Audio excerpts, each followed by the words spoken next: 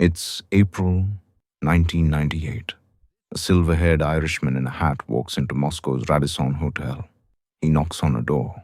When it opens, he steps inside, unzips a leather bag, and pours $80,000 in crisp American $100 bills onto the bed. The man in the room hands him $30,000 in real cash. Deal done. Bag empty. Door closed. But here's the thing. Those $100 bills on the bed, every single one was fake. And they were so perfect, so flawless, so surgically identical to real US currency that even bank machines couldn't tell the difference. The Secret Service had a name for them. Super dollars. And the man with the hat? He wasn't some low-level street hustler. He was a former IRA chief of staff, a Marxist politician, and the alleged middleman in a counterfeiting conspiracy that stretched from North Korea to Moscow to Dublin. One so devastating it forced the United States government to completely redesign its money. Twice. His name was Sean Garland. And this is the story of how one man helped flood the world with fake dollars so good they broke the system. Sean Garland was born on March 7th, 1934, in a one-room tenement flat near Mount Joy Square in inner-city Dublin. Poverty wasn't just a word in his neighborhood. It was the air people breathed. He was one of 9 children. 4 of his siblings died in childhood from disease. That was normal in the Dublin tenements of the 1930s. Educated by the Christian Brothers, Garland left school young and worked as a messenger boy and pub assistant. But his real education began at 19 when he joined the Irish Republican Army in 1953. The IRA wasn't just a political movement to young Garland. It was a purpose, a cause, a way to fight the system that had kept families like his crushed under poverty for generations. And Garland was fearless. In 1954, he did something extraordinary. He enlisted in the British Army's Royal Irish Fusiliers not to serve, but to spy. Stationed at Guff Barracks in Armagh, he secretly mapped the base and fed intelligence back to the IRA. That intelligence enabled a raid that netted over 250 rifles, 37 Sten guns, and 7 Bren guns. Garland then deserted before his regiment deployed overseas. This is a textbook example of what psychologists call moral disengagement. The ability to justify actions that would normally violate ethical boundaries by reframing them as serving a higher cause. Garland didn't see himself as a traitor. He saw himself as a soldier in a different army. On New Year's Day, 1957, Garland led an attack on a Royal Ulster Constabulary barracks at Brookborough. 2 of his comrades, Sean South and Fergal O'Hanlon, were killed. Garland was seriously wounded but survived, carrying South's body on his shoulders in a futile attempt to save him. That night turned him into a Republican legend. He was jailed multiple times. He was shot multiple times, including a 1975 assassination attempt by the rival INLA that left him with gunshot wounds. And through all of it, Garland evolved. By the 1960s, the revolutionary gunman had become a Marxist intellectual. He pushed the official IRA toward politics, secured their ceasefire in 1972, and eventually became president of the Workers' Party of Ireland.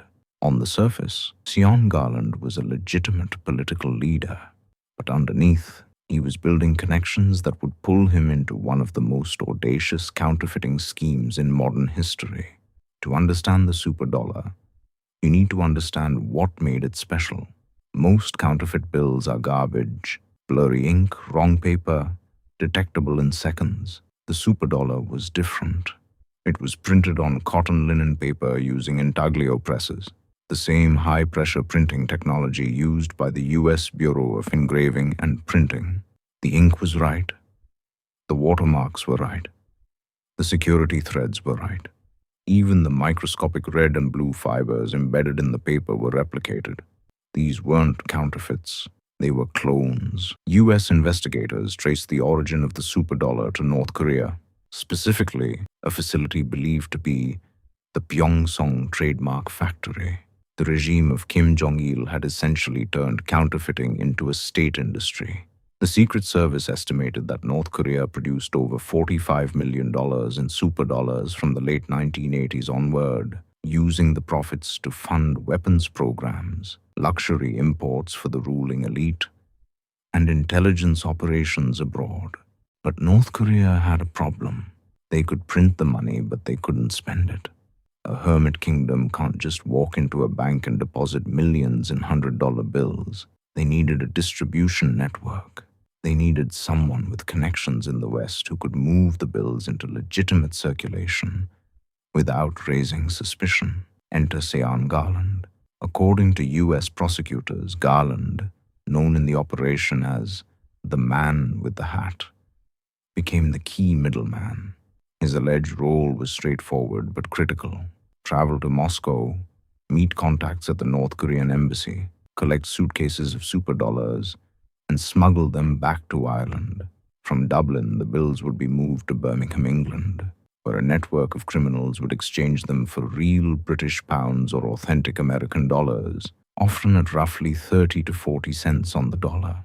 The operation ran through the 1990s, allegedly moving millions of dollars in fake currency across multiple countries. The Secret Service, the FBI, and intelligence agencies across Europe were watching, sometimes literally. In June 1999, Russian Interior Ministry officials, cooperating with the Secret Service, surveilled Garland and his wife outside Moscow's Metropole Hotel. They observed the couple getting into a sedan with diplomatic license plates connected to the North Korean embassy. This is where authority bias played a devastating role. Garland wasn't some street criminal. He was a political party president, a former IRA chief of staff, a man who had meetings with diplomats and traveled freely across international borders. Nobody questions a man in a suit with a diplomatic escort.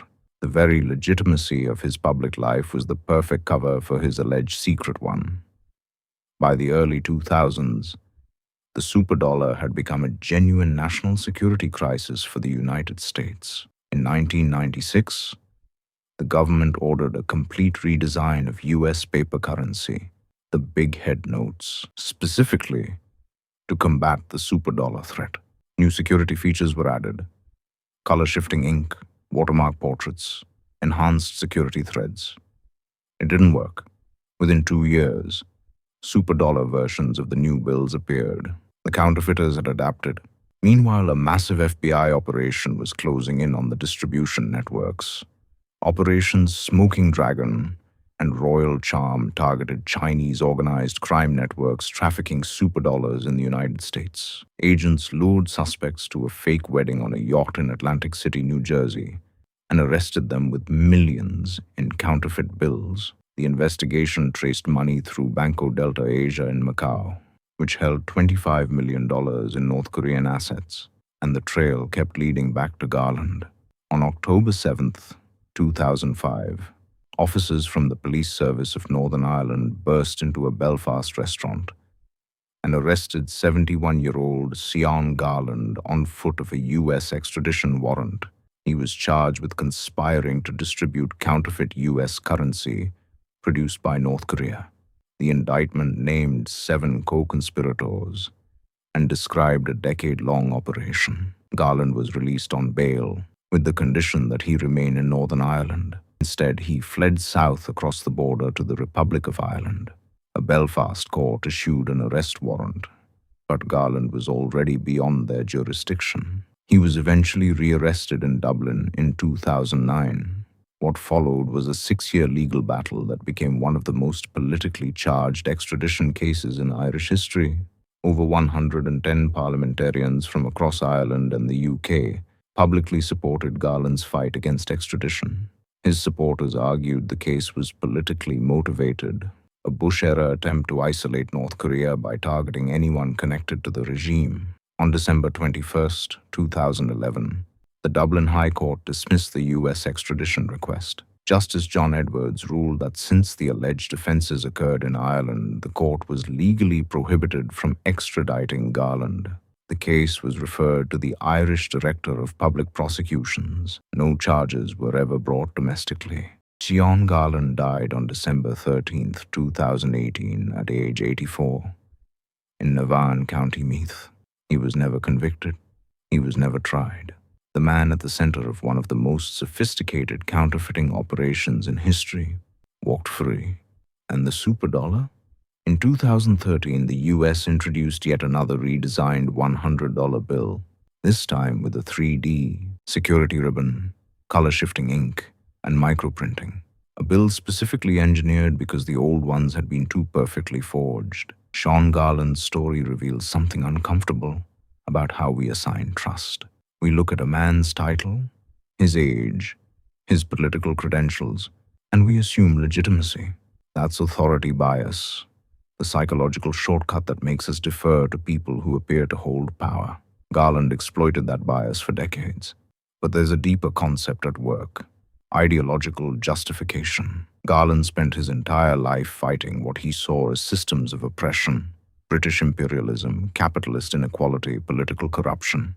It's entirely possible that in his own mind, flooding the world with fake American dollars wasn't a crime. It was resistance, counterfeiting as revolution.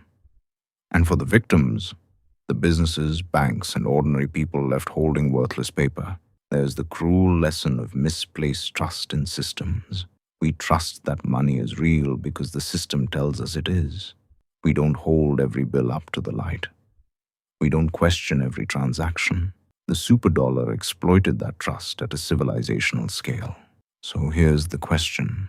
If a counterfeit is so perfect that nobody can tell the difference, not the banks, not the machines, not the experts, at what point does fake money become real? What's your answer? Drop it in the comments. I genuinely want to know what you think about that one.